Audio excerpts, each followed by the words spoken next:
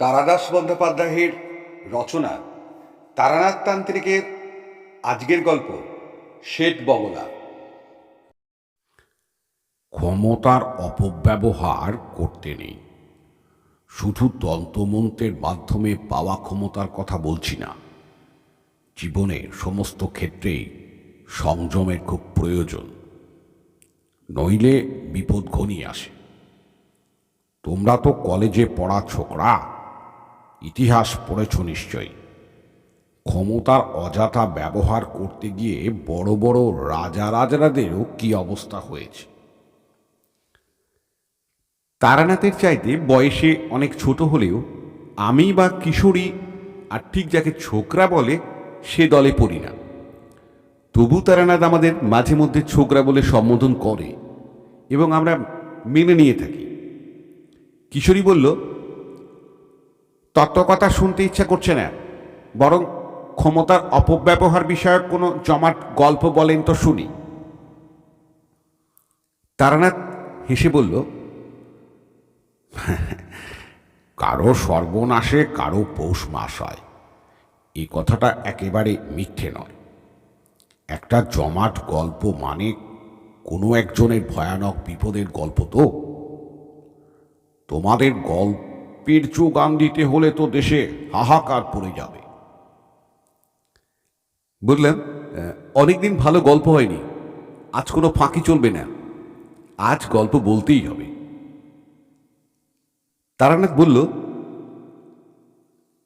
একটা ঘটনার কথা মনে পড়ছে, কিন্তু কারো কষ্ট নিয়ে বা দুঃখের ইতিহাস নিয়ে গল্প ফেলে বসতে আমার সংকোচ হয়। তবু বলছি এই কারণে যে এর ভিতর দিয়ে একটা জনশিক্ষার কাজও হয়ে যাবে। কিশোরী বলল,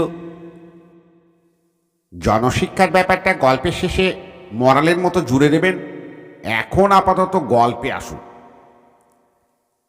তারানাথ আমাদের দিকে ইঙ্গিতবহ উৎসুক দৃষ্টিতে তাকাতেই কিশোরী তার পকেট থেকে পাসিং সোর প্যাকেট বের করে সামনে রাখল, মৌজ করে কয়েক টান দিয়ে বলতে শুরু করলো, দেখো, আমি একজন সাধারণ মানুষ, যাকে সাধক বলে আমি তা নই। কারণ সত্যিকারের সাধনা করবার সুযোগও আমি কোনোদিন পাইনি, পেলেও করতাম কিনা সন্দেহ। আসল ব্যাপারের চেয়ে এই পথে পথে বেরিয়ে বেড়ানো, নানা বিচিত্র চরিত্রের মানুষের সঙ্গে আলাপ হওয়া, জীবনের এই দিকটাই আমাকে বেশি মুগ্ধ করত। নইলে সত্যিকারের সাধনা করলে আমি অনেক দূর উঠতে পারতাম। তোমাদের এতদিন বলিনি, আমার একবার প্রকৃত তান্ত্রিক দীক্ষাও হয়েছিল। গুরুর নাম বলবো না, তার বারণ আছে, এবং আমার দীক্ষাও হয়েছিল শুভ লগ্নে। তান্ত্রিক দীক্ষা অনেক বিচার করে লগ্ন দেখে দিতে হয়। শুক্লপক্ষে দীক্ষা হয় না, কৃষ্ণপক্ষের পঞ্চমী সপ্তমী এসব তিথি খুব ভালো। অক্ষয় তৃতীয়া বা দশহারার দিন হতে পারে, কিন্তু তন্ত্র মতে এসবের চেয়ে প্রশস্ত দিনে আমার দীক্ষা হয়। কিশোরী বলল, যেমন? আমার দীক্ষা হয়েছিল সূর্যগ্রহণের সময়। গুরু যজ্ঞ শেষ করে আমার কপালে তিলক এঁকে যখন গলায় পদ্মবীজের মালা পরিয়ে দিলেন, তখন মাথার ঠিক ওপরে সূর্যগ্রহণ লেগে রয়েছে। গুরু আমার কাঁধে হাত রেখে বলেছিলেন, তোর উন্নতি হবে। এমন লগ্ন সবাই পায় না। উন্নতি অবশ্য কিছু হয়নি, তবে কয়েকটা ক্ষমতা পেয়েছিলাম, সেটা তোমরা জানোই। গুরু এও বলে দিয়েছিলেন, বেটা সাধনা করলে অসীম শক্তি পাবি, কিন্তু সেই শক্তি নিজের স্বার্থে অপরের ক্ষতি করবার কাজের জন্য লাগালে সর্বনাশ হবে। তন্ত্রের এই নিয়ম। তো গুরুর কথা মতো চলতে পারিনি। অপরের ক্ষতি করিনি বটে, কিন্তু লোভে পড়ে আধ্যাত্মিক উন্নতির বদলে বৈষয়িক উন্নতি চেয়েছিলাম, ফলে শক্তি কমে গিয়েছে। নেহাত মধুসুন্দরী দেবী বলেছিলেন কোনোদিন ভাত কাপড়ের জন্য ভাবতে হবে না, তাই চলে যাই একরকম করে। যাক এসব কথা। একদিন বসে আছি এই বৈঠকখানা ঘরে। সময়টা সকাল। আগের দিন এক বেটা মারোয়ারিকে কোন শেয়ার ধরে রাখলে লাভ হবে বলে দিয়ে বেশ কিছু নগদ লাভ করেছিলাম। পট্টির মুখেও আমার কথায় ভরসা করে সে শেয়ার ধরে রেখে দেয়। পরের দিন মাঝরাতে বোম্বে থেকে ট্রাঙ্ক কল পায় ওই শেয়ারের দর হঠাৎ বাড়তির দিকে। 7 দিনে কয়েক লাখ টাকা মুনাফা করে গতদিন সে এসে বেশ মোটা প্রণামী দিয়ে গিয়েছে। মনটা বেশ ফুর্তি ফুর্তি লাগছে। এমন সময় দরজার কাছে একজন লোক এসে দাঁড়ালো। পরনে ধুতি আর টুইটেলের শার্ট, পায়ে পামশু। বয়স আমার মতো হবে। আমাকে দেখে লোকটা বলল, আচ্ছা, এটা কি? বললাম, আজ হাত দেখা হবে না। তারানাথ কার নাম? লোকটা তারানাথ বাবু বা ঠাকুর মশাই বলল না দেখে তার অভদ্রতায় নিতান্ত চটে গিয়ে বললাম, আমারই নাম। কেন, কি চাই? লোকটা কাছে এসে একটু সামনে ঝুঁকে ভালো করে আমাকে দেখে বলল, হ্যাঁ তাই বটে, তুই তো তারানাথ। আমাকে চিনতে পারছিস না? আমি অবাক হয়ে তাকিয়ে আছি দেখে সে বলল, অবশ্য তোরই বা দোষ কি? সে কি আজকের কথা? চিনতে পারলি না? আমি বীরজাভূষণ, বীরজাভূষণ তালুকদার। আরও কিছুক্ষণ হাঁ করে তাকিয়ে থাকবার পর আমার মনে পড়ে গেল আমাদের স্কুল জীবনের সেই ভূষণ। পেছনের বেঞ্চিতে বসতো আর অনর্গল পকেট থেকে ডাঁসা পেয়ারা বের করে চিবোত। তার পুরো নাম বীরজাভূষণই তো ছিল বটে। আমি তক্তাপোষ থেকে উঠে তার হাত ধরে বললাম, মাপ কর ভাই, সত্যি প্রথমটা চিনতে পারিনি। কবেকার কথা সব, চেহারাও একেবারে বদলে গিয়েছে। তারপর কি খবর বল? বস। বীরজা চৌকিতে বসে বলল, খবর ভালোই, রাজা গজা কিছু হয়নি, কিন্তু বেশ কেটে যাচ্ছে, বুঝলি। তুই কেমন আছিস বল? সংক্ষেপে বললাম, ভালোই, আমারও কেটে যাচ্ছে। শুনলাম তুই নাকি নামকরা জ্যোতিষী হয়েছিস, লোকের মুখের দিকে তাকিয়ে নাকি ভাগ্য বলে দিস। কলকাতায় এসে ভাবলাম তোর সঙ্গে দেখা না করে যাব না। বেশ করেছিস, থাক না আমার কাছে কদিন। বীরজা মাথা নেড়ে বলল, থাকা হবে না, আজকে রাতটা হয়তো থাকবো, কিন্তু কাল সকালেই রওনা দিতে হবে। রাত্রিরে খাওয়া দাওয়া সেরে দুই বন্ধু বাইরের ঘরের চৌকিতে এসে বসলাম। ঘুম আর হলো না, গল্প করতেই রাত ফুরিয়ে গেল। বীরজাভূষণ কলকাতায় এসেছিল একটা মামলার তদারক করতে। ওদের সমস্ত সম্পত্তি বাবা মারা যাবার পর দুভাগে ভাগ হয়ে গিয়েছে। এক ভাগ পেয়েছে বীরজা, অন্য ভাগ পেয়েছে তার আপন দাদা অম্বিকাভূষণ। দাদাকে পৈতৃক বাড়ি ছেড়ে দিয়ে নিজে একটু দূরে আলাদা বাড়ি তৈরি করে নিয়েছে। কিন্তু সম্প্রতি ভাগাভাগির ব্যাপারে কি একটা ত্রুটি বের করে অম্বিকাভূষণ ভাইয়ের বিরুদ্ধে মামলা শুরু করেছেন। যে সম্পত্তি নিয়ে মামলা, তার মূল্য 20,000 টাকার চেয়ে বেশি। কাজেই মামলা এসেছে হাইকোর্টে। এ নিয়ে অনেক দুঃখ করল বীরজা। দেখলাম ওর সেই পুরনো দিনের ভালো মানুষই এখনো যায়নি। যে দাদা তার বিরুদ্ধে মামলা করেছে তার জন্য সে দুঃখ করছে। পরের দিন যাবার সময় বীরজা বলল, একবার আমাদের গায়ে চল না, বেরিয়ে আসতে পারবি। দেশের দিকে যাস না অনেকদিন, যাবি? কথাটা ঠিক। গ্রামে আমাদের বাড়িও প্রায় ধূলিসাৎ হয়ে পড়েছে। থাকার বা দেখাশুনো করবার কেউ নেই। কাজী কিসের টানে আর সেখানে যাব। অবশ্য বীরজার বাড়ি আমাদের গ্রামে নয়, মধ্যে আরেকটা গ্রাম পেরিয়ে প্রায় মাইল 3 দূরের চড়ুইটিপ নামক এক গ্রামে সে থাকতো। সেখান থেকে স্কুলে আসতো। স্কুলে পড়ার সময় মাত্র একবারই তার গ্রামে গিয়েছিলাম। এখন আর ভালো করে মনে পড়ে না। বললাম, আচ্ছা যাব এখন, দেখি একটু সময় করে উঠতে পারলেই।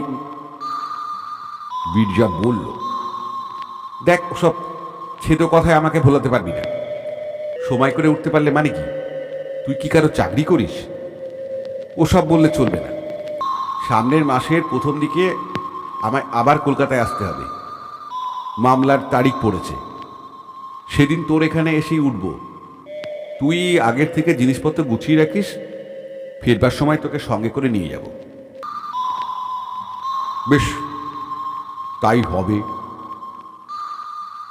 পরের মাসে বীরজার সঙ্গে আমাদের গ্রামের স্টেশনে গিয়ে নামলাম। কত বছর পরে সেই হারানো শৈশবের সোনালি দিনগুলো স্বপ্নের মতো মনে আসে। যা যায় তা একেবারেই যায়।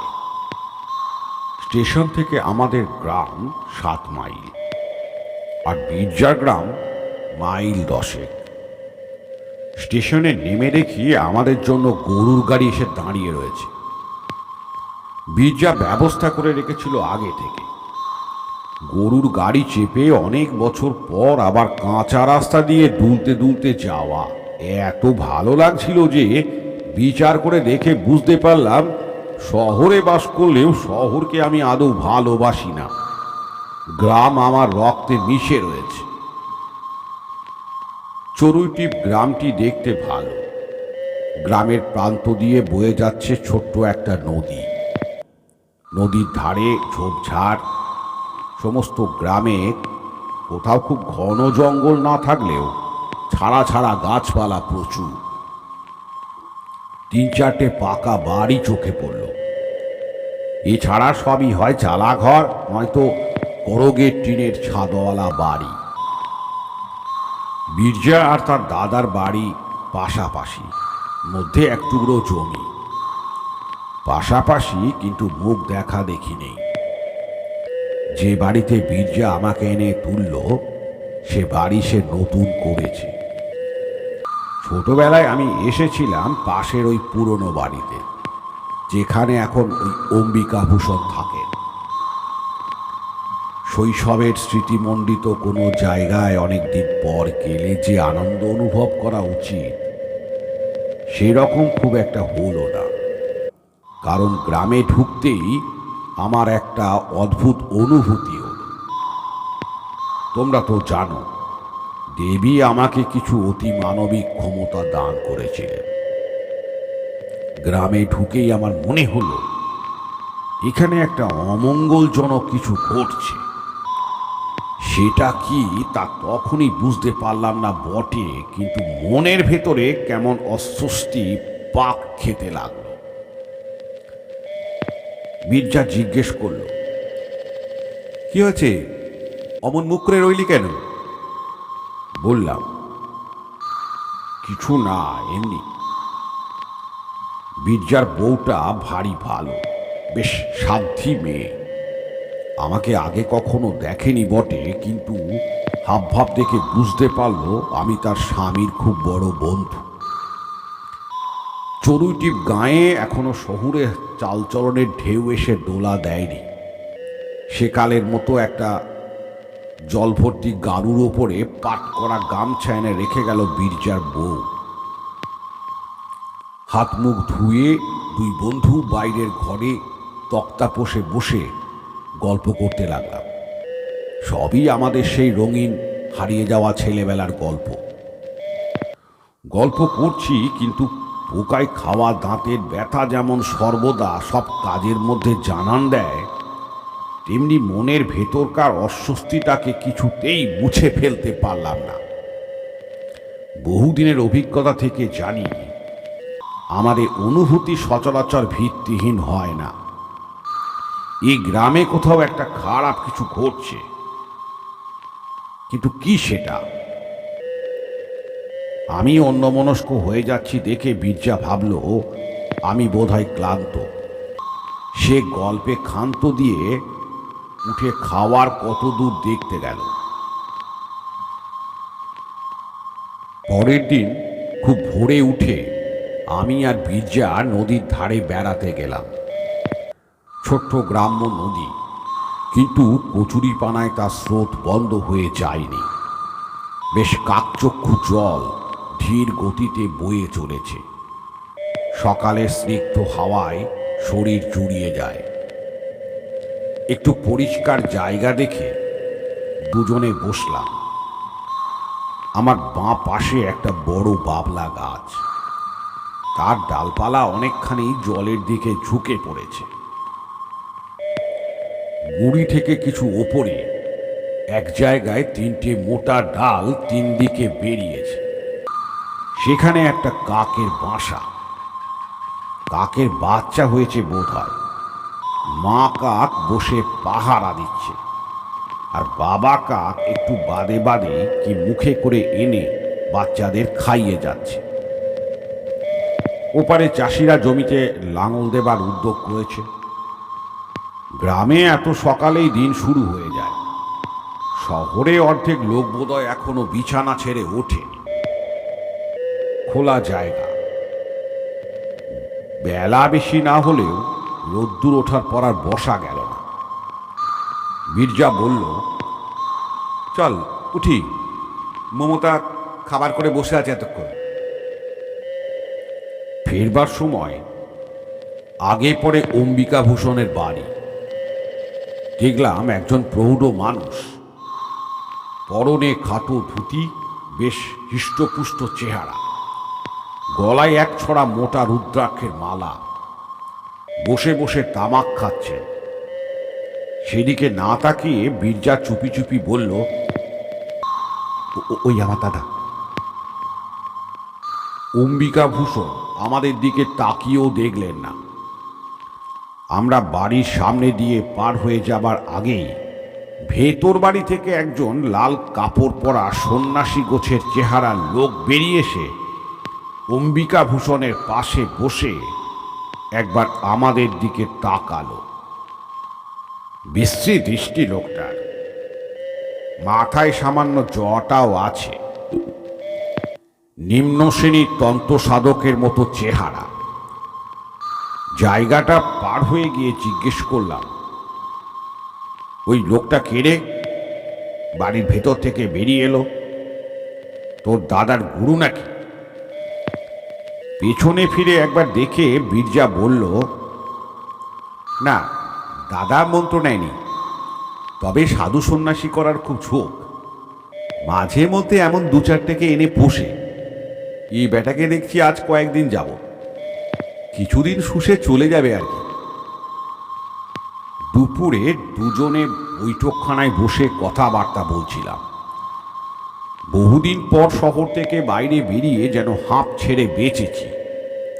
কোলাহল নেই, লোকজনের ঝামেলা নেই।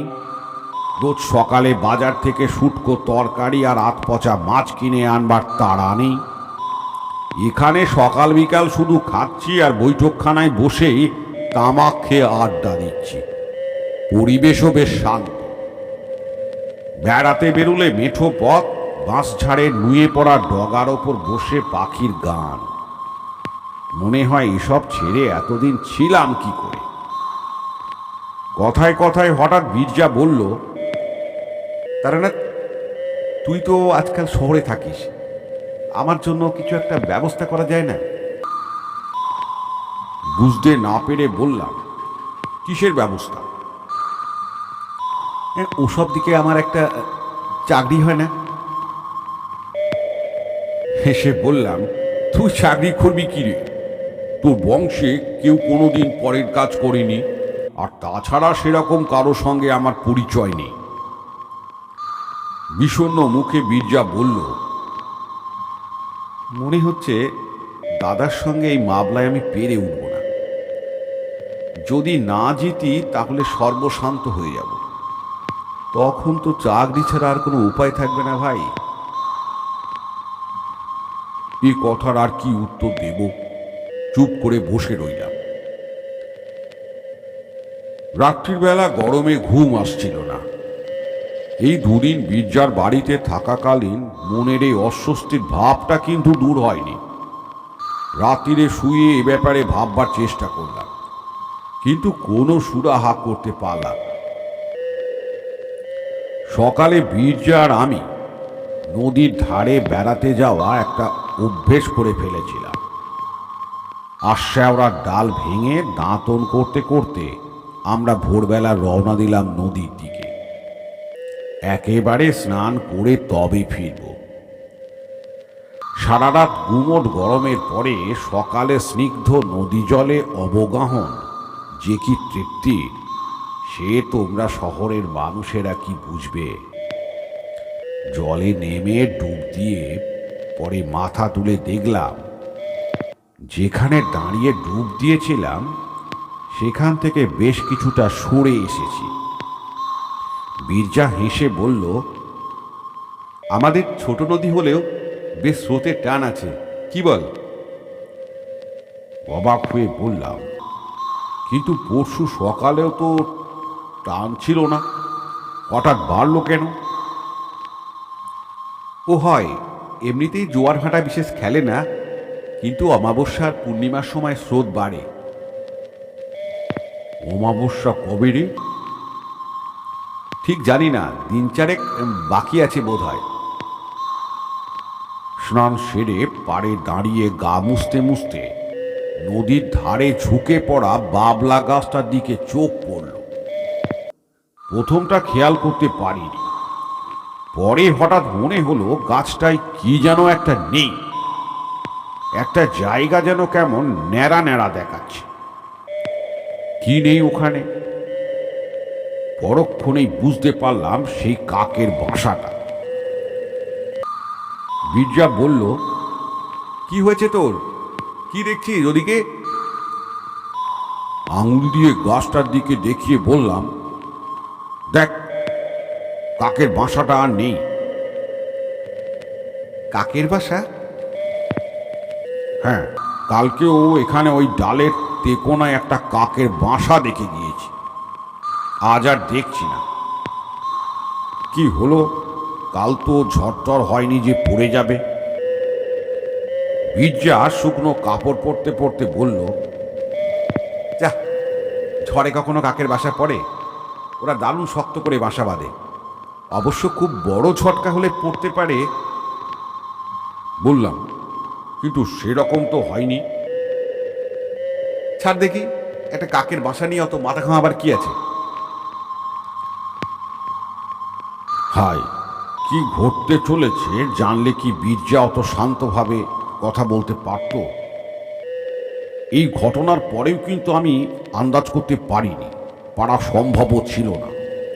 কিন্তু কখনো কখনো জীবনে আশ্চর্য অঘটনের ভিড় লেগে যায়। সকালে যার কথা খুব ভেবেছি, বিকেলে 10 বছর পরে হয়তো সেই বন্ধু এসে হাজির হলো। কিংবা হয়তো সকালে একটা তালা এবং বিকালে সেই তালাটারই চাবি রাস্তায় কুড়িয়ে পাওয়া যায়। এর পরের দিনই সেই ধরনের একটা ব্যাপার ঘটায় আমি মনে মনে 2 আর 2 যোগ করে দিলাম। চড়ুইটিপ থেকে মাইল আসতে পশ্চিমে বসন্তপুর বলে একটা গ্রাম আছে।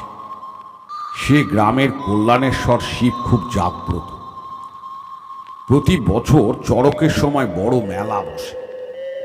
মন্দিরও নাকি বহুদিনের পুরনো। গায়ে পোড়ামাটির কাজ রয়েছে শুনে বীরজাকে বলেছিলাম একবার দেখতে যাবার কথা। বীরজা গ্রামের আবিদ শেখকে বলে রেখেছিল পরের দিন সকালে তার ঘোড়ার গাড়ি নিয়ে আসতে। সমস্ত গ্রামে আবিদেরই একমাত্র গাড়ি। মাঝে মাঝে স্টেশনে গিয়ে ভাড়া খাটে, অবসর সময়ে পড়ে পড়ে ঘুমোয়। সকালে তৈরি হয়ে বসে আছি, কিন্তু বেলা ক্রমে বেড়ে চলে, আবিদ শেখ আর গাড়ি নিয়ে আসে না। বিরজা বিরক্ত হয়ে বলল, দূর, যত সব কুড়ে লোক নিয়ে কারবার, এত বেলা হয়ে গেল, আজ আর যাওয়া হবে না, গেলে ফিরতে বিকেল হয়ে যাবে। নে, জামা কাপড় খুলে ভালো করে বস। এইসব বলা কওয়া হচ্ছে, এমন সময় ম্লান মুখে আবিদ শেখ এসে উপস্থিত। বিরজা চোটে বলল, কেমন তোমার কাণ্ড জ্ঞান আবিদ? সেই কখন থেকে বসে আছি, আজ আর যাওয়াই হলো না। কি হয়েছিল তোমার? গাড়ি কই? আর বলবেন না কর্তা, সকালে উঠেই ঘোড়া জুতে গাড়ি নিয়ে আসছিলাম, কিন্তু ঘোড়া কিছুতেই গাড়ি টানবে না। কত গুঁতো গাতা দিলাম, তবু ঘোড়া ঠাই দাঁড়িয়ে। অনেক দিনের পোষা জানো আর কর্তা, কথা বললে শোনে। পরে মনে হলো ওর ঘাড়ে ব্যথা হয়েছে, কোনো কারণে হয়তো হবে। গাড়ি টানতে গেলে ব্যথা লাগছে। নেমে এসে দেখি ঠিক তাই, ঘাড়ের কাছে একটা বেশ বড় কাটার দাগ। ও ঘোড়া নিয়ে তো আজ আর বেরোনো যাবে না, জোর করে চালাতে গেলে মাঝপথে খেপে গিয়ে গাড়ি উল্টে দিতে পারে। বিরজা বলল, ঘোড়া জখম হলো কি করে? জোয়ালে পেরেক টেরেক কিছু বেরিয়ে আছে নাকি? আগে না, সে আমি দেখিয়েছি। তাহলে? মাথা চুলকে আবিদ শেখ বলল, আমিও তো তাই ভাবছি, কিসে ঘা খেলো জানোয়ারটা।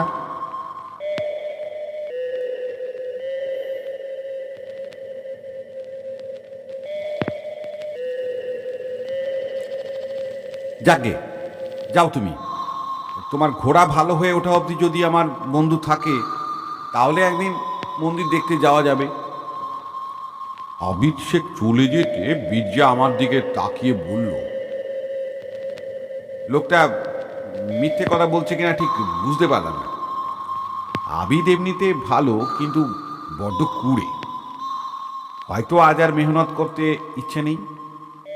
ঘোড়া ফের রাস্তা বলে তুলে দিয়ে সারাদিন পড়ে ঘুমোবে। আমি তখন দুয়ে দুয়ে যোগ দিচ্ছি। বললাম, না, লোকটা বোধহয় মিথ্যে কথা বলছে না। বিরজা একটু অবাক হয়ে বলল, তার মানে তুমি ওর ভালো মানুষের মতো মুখ দেখে গলে গিয়েছো নাকি? আবিদ কিন্তু ভয়ানক মিথ্যেবাদী। তা হতে পারে, তবে এবার বোধহয় সত্যি কথাই বলছে। কি বলতে গিয়ে বিরজা থেমে গেল, একটু ইতস্তত করে বলল, হবেও বা, তোর তো আবার কী সব ক্ষমতা আছে লোকের মুখ থেকে মনের কথা বলে দেবার। আমি এ নিয়ে আর কথা বাড়ালাম না। বিরজাও চুপ করে গেল। সকালে বসন্তপুর যাবার জন্য তৈরি হয়ে বসেছিলাম, কাজেই নদীর ধারের দৈনন্দিন ভ্রমণ আজ আর হয়ে ওঠেনি। দুপুরে খাওয়ার পর নিটোল একটা দিবানিদ্রা দিয়ে উঠে দেখলাম বেলা গড়িয়ে গিয়েছে। এখনই বেরিয়ে পড়লে কিছুক্ষণ নদীর ধারে বসা যায়।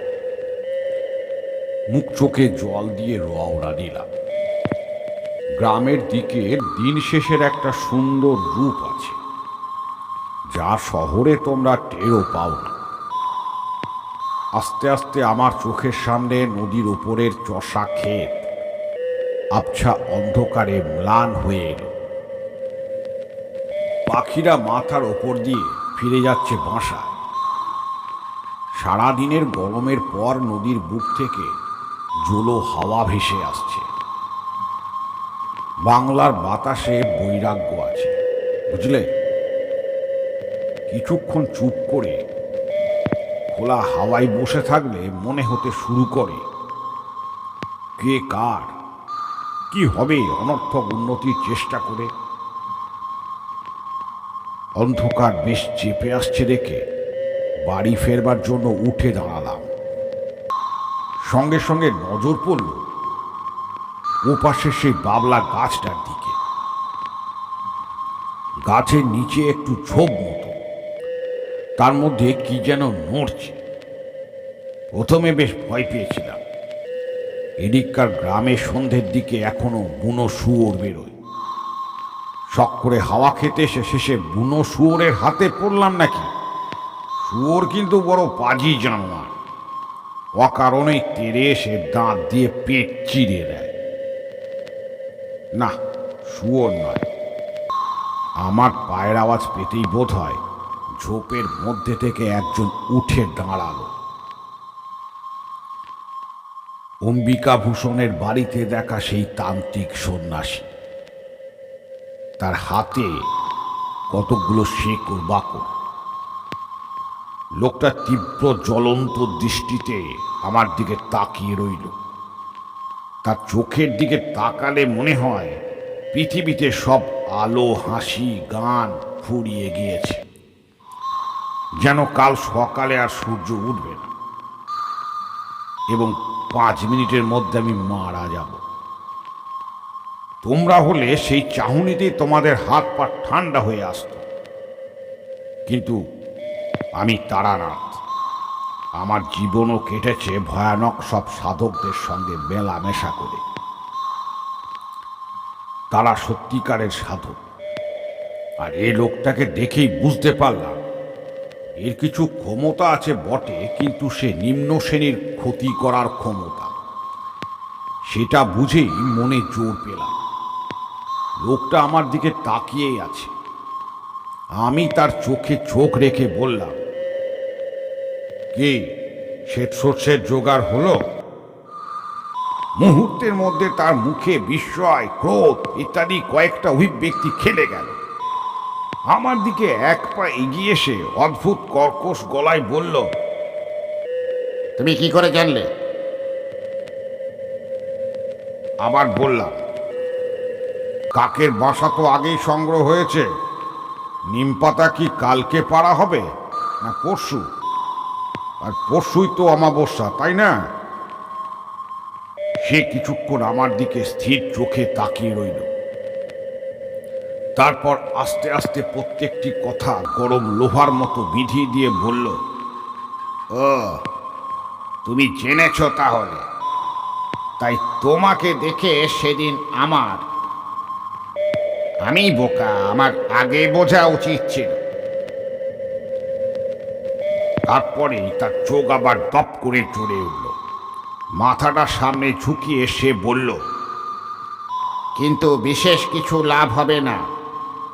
এক সাধকের অভিচার ক্রিয়ায় বাধা দেওয়া নিয়ম বিরুদ্ধ, জানো তো? দিয়েও সুবিধা করতে পারবে না। আমার যা করবার তা করবই। বাধা দিলেও লাভ হবে না, আমার ক্রিয়ার ফল হবেই। বললাম, দেখা যাক। সে কয়েক মুহূর্ত আমার দিকে তাকিয়ে থেকে, বেশ, দেখো তাহলে বলে পেছন ফিরে হাঁটতে শুরু করল। খুব মন খারাপ নিয়ে বীরজার কাছে ফিরলাম। আমি নিজের অভিজ্ঞতা থেকে জানি, এসব সাধকদের ভালো করার ক্ষমতা না থাকুক, ক্ষতি করবার শক্তি খুবই থাকে। কিশোরী হঠাৎ জিজ্ঞেস করল,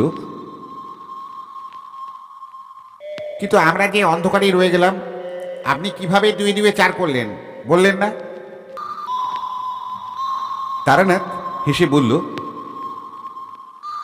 তাও তো বটে। গল্প বলতে বলতে ভুলে গিয়েছিলাম যে তোমরা এসব ব্যাপারে কিছুই জানো না। আচ্ছা, বলি শোনো। প্রথমে নদীর ধারের বাবলা গাছ থেকে কাকের বাসাটা অদৃশ্য হয়ে যাওয়াতে আমার মনের ভেতর টনক নড়ে ওঠে। তোমাদের এই জিনিসটা ব্যাখ্যা করে বোঝাতে পারবো না। বহু অভিজ্ঞতায় শ্মশানে মশানে ঘুরে একটু একটু করে এটা দাঁড়িয়ে গিয়েছে। কখনো মুন্ডমালা তন্ত্র অথবা হংস পরমেশ্বর নামে কোনো বইয়ের নাম শুনেছ? আমি আর কিশোরী বললাম, না। তারানাথ বলল, সেই বইয়ে শ্বেত বগলা নামে এক দেবীর উল্লেখ রয়েছে। তার পুজো করে তারপর উচাটন ক্রিয়া করতে হয়। কারোর ক্ষতি করবার জন্য যে তান্ত্রিক ক্রিয়া, তার নাম হচ্ছে উচাটন। অমাবস্যার দিন ছাড়া শ্বেত বগলার পুজো হয় না। ঘোড়া আর মোষের রক্ত মিশিয়ে কালি তৈরি করতে হয়। তারপর কাকের পালকের কলম দিয়ে যার সর্বনাশ করতে চাও তার নাম একটা নিম পাতার ওপর ওই রক্ত দিয়ে লিখতে হবে। লেখার সময় একটা মন্ত্র উচ্চারণ করতে হয়, সেটা তোমাদের বলবো না।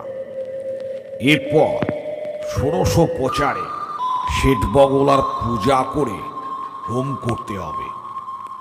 যজ্ঞের সমিত হচ্ছে সাধারণত বেল কাঠ বা জগডুমুরের কাঠ, কিন্তু এই যজ্ঞ করতে হয় কাকের বাসার সরু সরু কাঠি দিয়ে। প্রত্যেকটি কাঠি যজ্ঞের আগুনে দেবার আগে শ্বেত সর্ষের তেলে ভিজিয়ে দিতে হয়। পূর্ণাহুতি দেবার সময় ওই শত্রুর নাম লেখা নিম পাতাটি যজ্ঞের আগুনে দিলেই কাজ শেষ। এবার আগুন নিভে গেলে যজ্ঞকুণ্ড থেকে কিছুটা ভস্ম তুলে শত্রুর বাড়িতে নিক্ষেপ করলে কয়েক দিনের মধ্যেই তার ভয়ঙ্কর সর্বনাশ উপস্থিত হবে।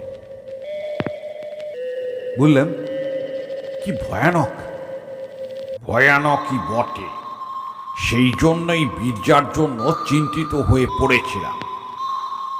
রাত্রিরে বাইরের ঘরে বসে গল্প করতে করতে বীর্যা বলল, তোকে এরকম দেখাচ্ছে কেন রে? শরীর খারাপ নাকি? না, শোন ভূষণ, কাল একটা পুজো করব ভাবছি। ফর্দ করে দেব, কতকগুলো জিনিস আনিয়ে দিস তো। রাত্রিরে পুজো হবে। পুজো? কিসের পুজো? এমনি তোর সময়টা ভালো যাচ্ছে না, ভাবছি একটা সস্তায়ন গোছের করে দেব। বীর্যা বোকা না, সে উঠে এসে আমার হাত দুটো ধরে বলল, কি ব্যাপার বলতো? আমায় ভোলাবার চেষ্টা করিস না। যদি কিছু বুঝে থাকিস আমাকে বল। আমার কি কোনো বিপদ আসছে? ভেবে দেখলাম বীর্যার কাছে আসল ঘটনা লুকিয়ে কোনো লাভ নেই, বরং তৈরি থাকলে ও যাই আসুক না কেন তার সঙ্গে যুদ্ধ করতে পারে। আমি বীর্যাকে সব খুলে বললাম। বীর্যা শুনে কিছুক্ষণ চুপ করে বসে থাকল। তারপর নিজের বিপদ সম্বন্ধে কোনো কথা না বলে একটা নিঃশ্বাস ফেলে বলল, আবিদ শেখ তাহলে সত্যি কথাই বলেছিল। বললাম, তা বটে। বীর্যা বলল,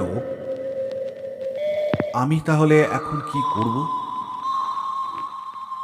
বললাম, জোগাড় যন্ত্র করে দে, কাল সকালেই সস্তায়ন করে দিই। তাতে আমার বিপদ কেটে যাবে? ওদের পুজোর ফল ফলবে না? বীর্যার কথার কোনো উত্তর দিতে না পেরে চুপ করে রইলাম। কি রে, উত্তর দিচ্ছিস না যে? তোকে মিথ্যে কথা বলতে চাই না বীর্যা। এসব তান্ত্রিকের ভালো করার ক্ষমতা না থাকলেও খারাপ করবার শক্তি খুবই থাকে। আমার পুজোর ফল না ফললেও তোর দাদার ক্রিয়াকাণ্ডের ফল হবে বলেই মনে হয়। তাহলে তুই তো অনেক সাধুর সঙ্গে ঘুরেছিস, এই পুজো কাটান দেবার মন্ত্র জানিস না? মিথ্যে সান্ত্বনা দিয়ে লাভ নেই, তাই বললাম, না ভাই বীর্যা, আমি এ পথের ভালো দিকটা সন্ধান করেছি চিরকাল। অপরের ক্ষতি কি করে করতে হয় তা শিখিনি। অনেককে অনেক ভয়ানক কাণ্ড করতে দেখেছি ঠিকই, কিন্তু তা শিখতে ইচ্ছা করেনি। আমি তাহলে এখন কি করব? ঈশ্বরকে ডাক। তিনি সর্বমঙ্গলময়, তিনি ইচ্ছে করলেই সব বিপদ কাটিয়ে দিতে পারেন। মির্জা বলল, অনেকেই তো ভগবানের কাছে অনেক কিছু প্রার্থনা করে, তাদের সবার কথা ঈশ্বর শোনেন। ভগবানকে ডেকে লাভ কি? মির্জার চরিত্রের এই দিকটা চোখে পড়ায় আমার ভালো লাগলো।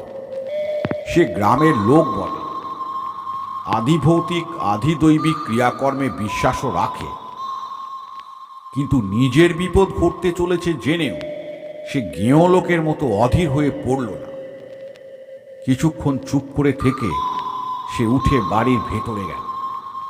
ভুলে গেল, বসে একটু, এখনই আসছি। 10-12 মিনিট পরে মির্জা হাতে করে একটা লাল কাপড়ের পোঁটলা নিয়ে ঘরে ঢুকে তক্তাপোষের ওপর বসল। বললাম, কি ব্যাপার, ওই পোঁটলাই কি? এদিকে আয়, তোকে কয়েকটা জিনিস দেখায়। কি জিনিস?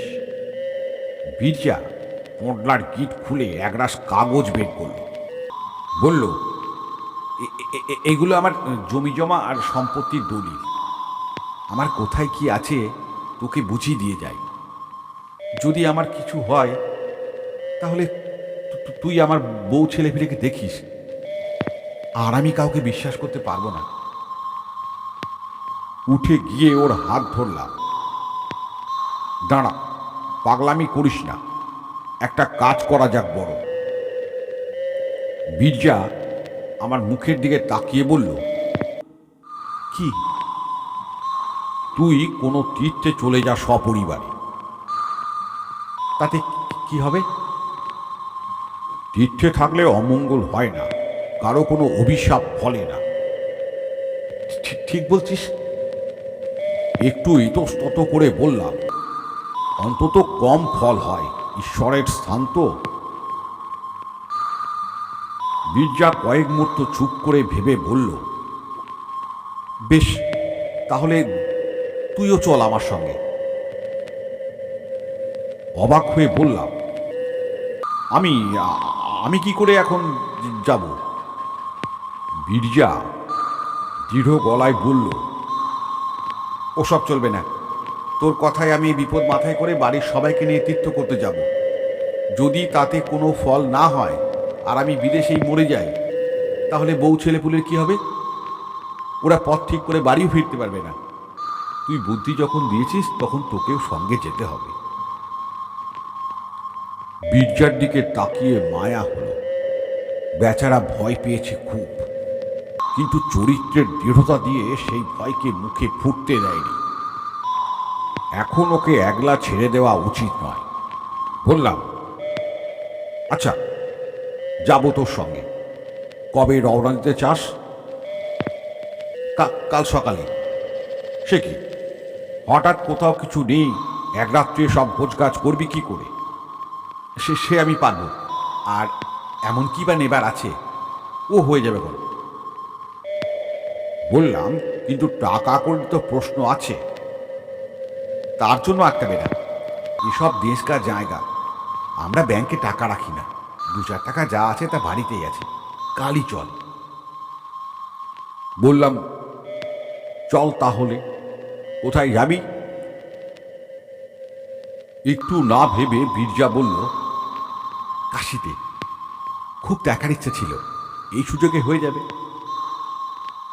তারপর একটু চুপ করে থেকে আবার বলল, তারপর ধর, সত্যি যদি আর না ফিরি, তাহলে হিন্দুর ছেলে কাশিতে অন্তত মরতে পারবো। সারা রাত্রি তোড়জোড় করার পর পরের দিন সত্যই আমরা কাশী রওনা দিয়ে দিলাম। মির্জার স্ত্রীকে আসল কারণ জানানো হলো না। 2 বন্ধুর হঠাৎ বেড়াতে যাবার শখ হয়েছে, এই কথা তাকে বলা হলো। যাবার পথে নিবারণ রায়, মির্জার দুঃসম্পর্কের মামা, তাকে ঠিকানা দিয়ে এলো মির্জা। বলল, দিয়ে রাখি ঠিকানাটা, বলা যায় না যদি কোনো দরকারে লাগে। আমার এক চেনা ভদ্রলোকের অনেক দান আছে কাশীর এক আশ্রমে, সেখানে এর আগেও বার দুই আমি উঠেছি কাশি গিয়ে। এবারেও সেখানে থাকবো ঠিক করেছিলাম। তারই ঠিকানা। তখনও জানি না যে ঠিকানাটা সত্যি দরকার পড়বে। অমাবস্যার দিনই সকালে কাশী পৌঁছালাম। গঙ্গা স্নান করে সেদিনই বাবা বিশ্বনাথের পুজো দেওয়া হলো। বেচারা বীরজার বউ জানেও না স্বামী কেন এত তাড়াহুড়ো করে কাশী এসেছে। সে আনন্দ করে সব দেখে বেড়াচ্ছে। পাড়াগাঁয়ের বউ এর আগে বিশেষ বাইরে বেরোয়নি কখনো। সে খুব খুশি। বীরজা মাঝে মাঝে কাষ্ঠ হাসি হাসছে, কিন্তু সে হাসিতে কোনো রং নেই। সেদিন রাত্রিটা আমরা দুই বন্ধু এক জায়গায় বসে প্রায় জেগেই কাটিয়ে দিলাম। কিছুই ঘটল না। এই ভয়ঙ্কর সময়টা কেটে যেতে বীরজাও যেন মনে একটু বল ফিরে পেল। পরদিন সকালে তাকে বেশ হাসি খুশি দেখলাম। এই করে নিরুপদ্রবে আরও ৩-৪ দিন কেটে গেল। পঞ্চম দিনে বীরজাই আমাকে বলল, মনে হচ্ছে এই যাত্রাটা বেঁচে গেলাম, বুঝলি? না, তীর্থস্থানের মাহাত্ম্য আছে, স্বীকার করতে হবে। সেদিনই বিকালে বসে আমি আর বীরজা গল্প করছি। মাটিতে বসে তরকারি কুটছে বীরজার বউ। হঠাৎ আশ্রমের অধ্যক্ষ জ্ঞানানন্দ ঘরে ঢুকে বললেন, একটা তার এসেছে, দেখুন তো কি খবর। কোনো বিপদ টিপদ নয় তো? বিপদ আর কি হবে, বীরজা তো সমস্ত পরিবার নিয়ে এখানে। তার খুলে বীরজার চোখ মুখ কেমন হয়ে গেল। আমি আর জ্ঞানানন্দ একই সঙ্গে জিজ্ঞাসা করলাম, কি হয়েছে, কি খবর? বীরজা আমার দিকে তারটা বাড়িয়ে দিয়ে বলল, দাদা করেছেন, পড়ে দেখ। পড়ে দেখলাম অম্বিকা ভূষণেরই করা তার বটে। বিশেষ কিছু লেখা নাই, শুধু বলা হয়েছে অবিলম্বে ফিরে এসো, বাড়িতে বিপদ।